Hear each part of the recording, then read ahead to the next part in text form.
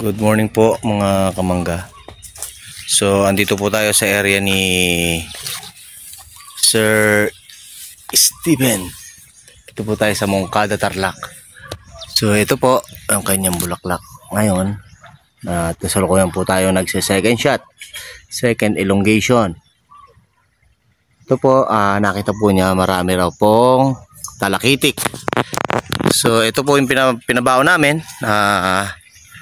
Ito independent 8 ml paspas,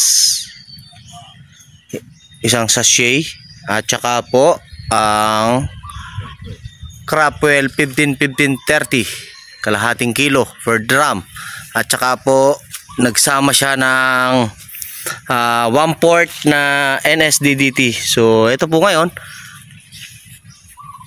nakita po niya na napakarami daw po nitong talakitik ngayon.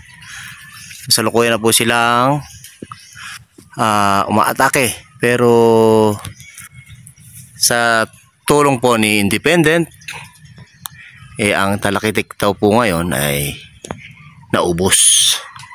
So yun po, napakaganda po ng kanyang bulaklak. Almost 80% lumabas po rito. Maganda, mga century po kasi mga mangga niya. Sir, sa nasubukan mo kay Independent paspas at saka itong 15-15-30, ano po yung masasabi mo sa mga chemicals natin? Ayos naman, maganda siya gamitin. Talagang wrapper bababa. Patayan na sir. So ngayon napakalinis na sir ng bulaklak mo. So yan po, sa lahat po ng gustong gumamit ng NS product with Kaparm DB, mag-PM lang po kayo sa amin ni Kaparm para ma-i-assist po namin kayo. So yan, ayan po yung manggahan sir. Kasalukuyan po silang nagsa-second shot ngayon.